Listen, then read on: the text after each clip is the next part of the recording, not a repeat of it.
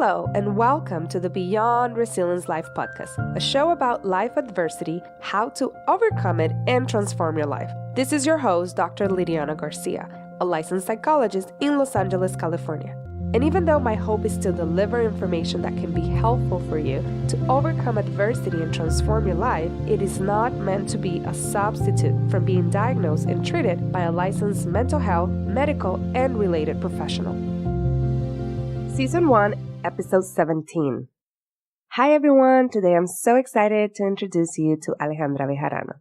She's a certified holistic nutritionist and she got her degree in 2017 from the Canadian School of Natural Nutrition. Her passion is to help her clients understand the underlying causes of their health imbalances by empowering them with the support, tools, and knowledge they need to start their own sustainable wellness journey. And today, for all of you, my listeners, she's giving you all a very special offer. If you want to understand the underlying causes of your health imbalances and learn if you're getting the best out of your diet, she's offering a personalized 1-hour health assessment session via video. The regular price is $150, but she's giving you a 50% discount, so the total will be $75. If you're interested for this amazing offer, please send her an email to hello@aholistic.com and holistic with K. And I'm going to spell it is HELLO@AHOLISTIK.com. And when you email her, make sure to mention your contact information, your name, your email, your phone number, and add the code BEYOND. And again, the code is BEYOND, Beyond. Hi everyone, and welcome again to another episode of the Beyond Resilience Live. Today I have the pleasure and honor to interview one of my now good friends. Her name is Alejandra Bejarano. She is a certified holistic nutritionist, and I was one of her clients last year. Last year and part of 2019. And today we're going to talk about this great information because I've been working with a lot of people and I've been noticing that a lot of times they are not eating the best way, or some of the foods that they're eating, I think, are contributing to their mental health symptoms, especially people with trauma. A lot of times they go through so much stress. So that's what we're going to talk about, like healing trauma through food. So without any further ado, thank you again, Alejandra. And can you tell us, please, a little bit about you, about your profession? Sure. I'm so excited to be here. Thank you very, very much, Lydiana. So I am a certified holistic nutritionist. And we believe that nutrition and lifestyle changes we can reach well-being of our body, mind, and spirit. We understand that each person is unique, and we see our body as a whole functional system where everything is connected. What inspires me to be a holistic nutritionist and my passion is just to be able to witness the changes and achievements of my clients. It brings me so much joy. It's fulfilling to be able to connect with them and help them in their wellness journey. That's awesome. Thank you. And thanks for being here. So how do you define trauma? Sure. I define trauma as the body keeping a score or a memory of a disturbing experience. We lose the connection with our own essence, our core, and our center. And well-being is the state of the mind, the body, and the spirit where we are aligned with our core and with our center. And when we are centered, whatever situation that we face in our lives, we are able to see it as it is and detach from it. Well-being in terms of nutrition for me is the awareness that we have with our body. Our body has our own language and it communicates through symptoms. If we are able to be aware and connect with our symptoms and connect with our body, we're able to make the changes and reach the well-being and the balance that we want. I love that. It's so interesting. Thanks for that definition. No, you're very welcome. Yeah. So how does nutrition can impact traumatic symptoms, stress, anxiety? Sure. So I guess trauma, depression can be healed by different type of sources, and food is one of them. The way that we feed our body definitely is one of the elements for healing, right? I love this quote from Jim Rohn that says, take care of your body is the only place you have to live. If we don't take care of our temple, our body, then where are we living. In terms of nutrition, our bodies need particular vitamins and minerals to make sure we perform at our best. When we are out of balance in some nutrients, we might feel depressed, lacking energy, anxious, and with a lot of changes in our mood. And that can lead to chronic imbalances such as adrenal fatigue, weight issues, allergies, skin disorders, digestive disorders. Just to give you an example of nutrients, like tryptophan is a very important amino acid that comes from protein and is an amino acid that we need to get from diet. This amino acid is the one who produces serotonin. We know that serotonin is the happy neurotransmitter. Yeah. And so there is a correlation between like nutrition and mood disorders. And that's one example of that. Tell us a little bit about adrenal fatigue, because I know a lot of people hear about it, but in your own way of understanding. So adrenal fatigue is something that we are facing every day because the adrenal glands, they are responsible for the production of cortisol. And cortisol is a hormone that helps us to respond to stressors in life. It's a fight or flight effect, right? And when we are stressed all day, because now the stressors are our family members, our boss, our work, then the adrenal glands start like producing less and less cortisol. And then we start like facing adrenal fatigue. And that's when like we wake in the morning and we feel sluggish and we feel that the only way to start our day is with caffeine, right? And that's when the adrenal glands start like being very slow. Okay. So this is very interesting because I know a lot of people talk more about having more cortisol, but then it's more like in a different time of the day, or? Yes. So cortisol has a specific fluctuation during the day. In a normal person, cortisol in the morning starts to rise up, and actually the production of cortisol allows us to wake up in the morning. So cortisol starts to rise at 6 a.m. and it goes into its peaks during the midday. Okay. And then after the afternoon, it starts to go down. So what happens is if the cortisol in the morning is very low, it's very hard for us to wake up. And then out of the sudden, it starts to raise up, let's say, and during the day, like midday, and then it goes up into 4 or 6 p.m. And then like you feel tired maybe at 9 or 10 p.m. For some people, it's the other way. Their cortisol starts to rise maybe at 6 or 7 p.m. Wow. And that's when they cannot sleep during the night. And this is one of the most common symptoms when somebody goes through trauma. Correct. So this makes a lot of sense. Thanks for clarifying that.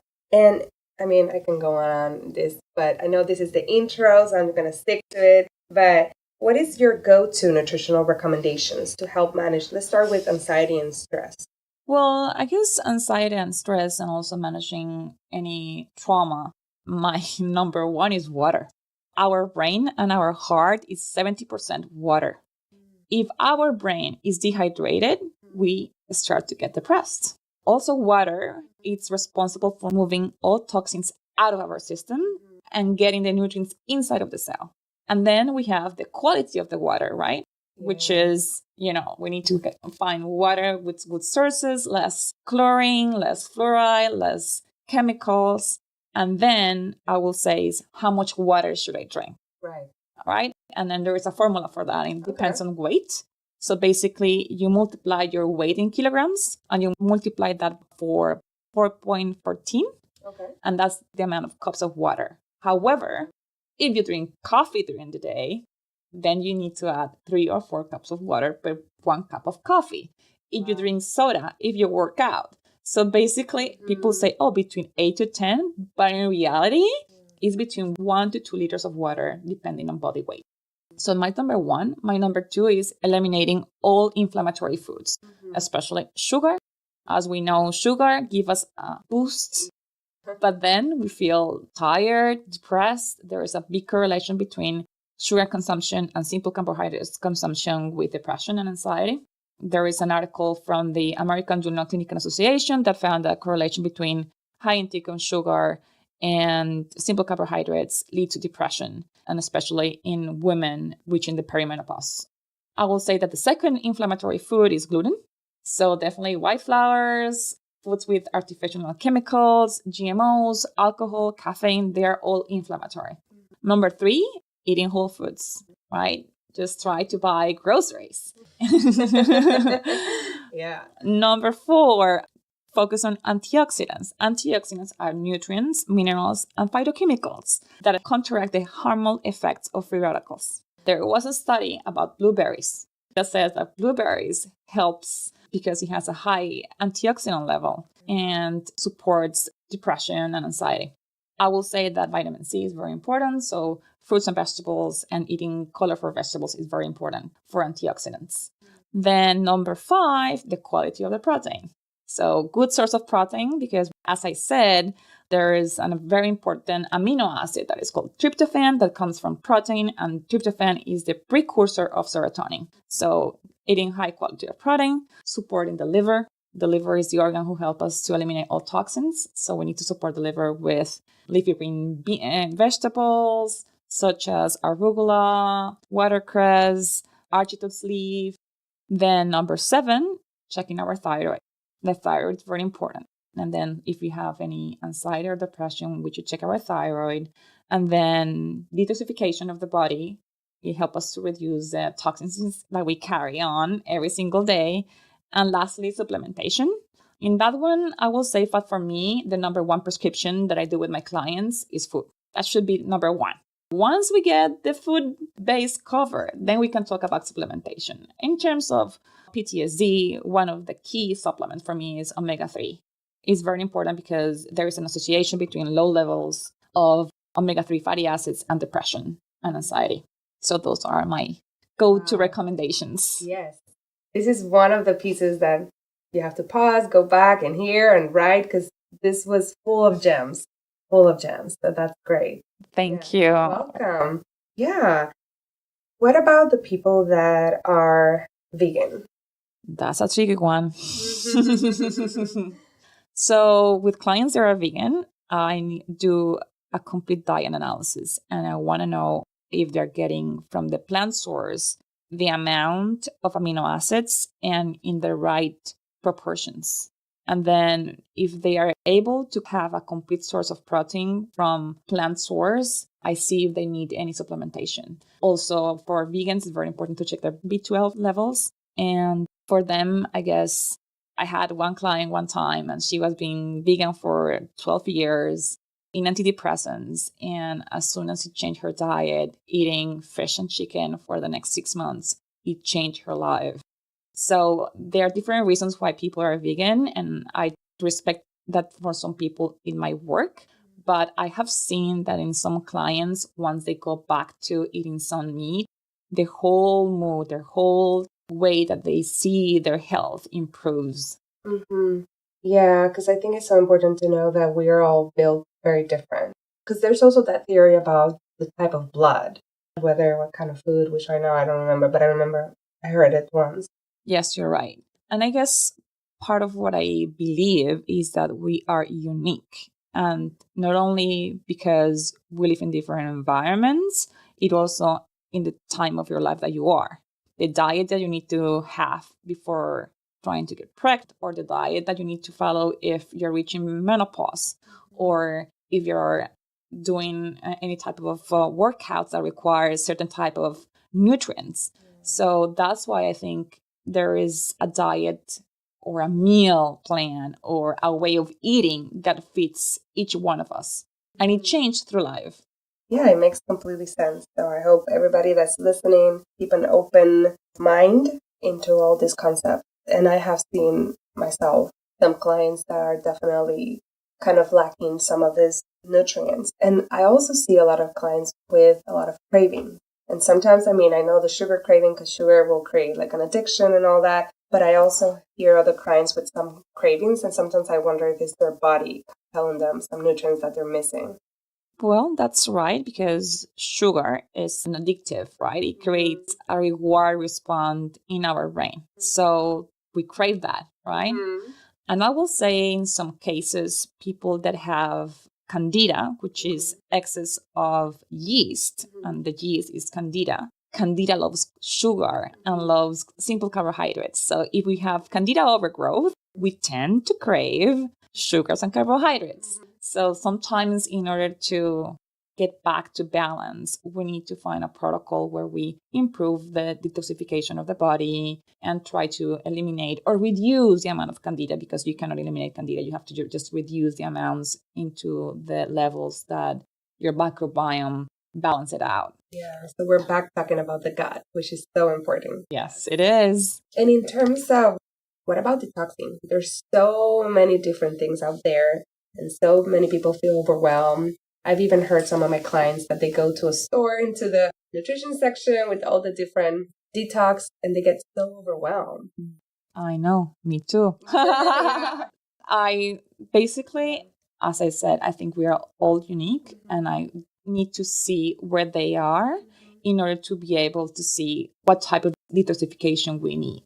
So for someone, for example, that is extremely stressed or depressed, you can't force them to be deprived from nutrients. You can't put them in a fasting.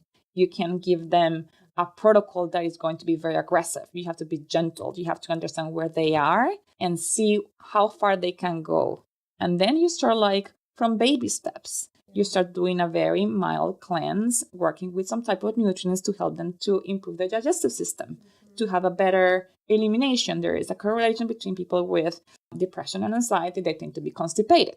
So we need to work in the natural ways of detoxification, which is going and to the bathroom and having regular bowel movements. So I will say that it depends on each person.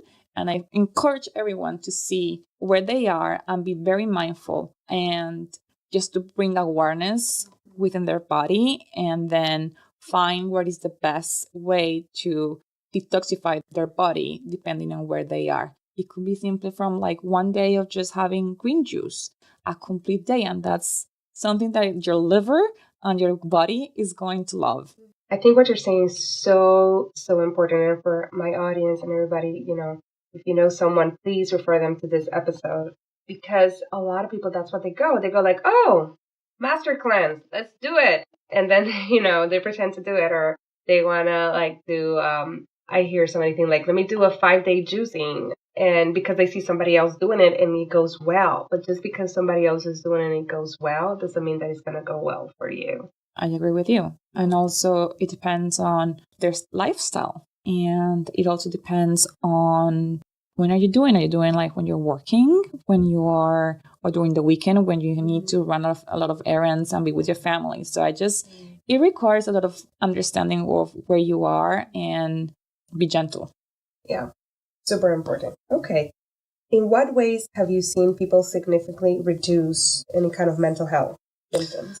This is a beautiful question because as in everything, I think that you're able to reduce any trauma-related symptoms when you get your power back. Once you feel empowered of your own choices. And when I say choices of your thoughts, choices of getting attached to your emotions, and choices of whatever you put in your mouth. So when you're in power, when you have the information, then you're able to move on and feel much better with who you are. In terms of nutrition, what I do basically is just educate.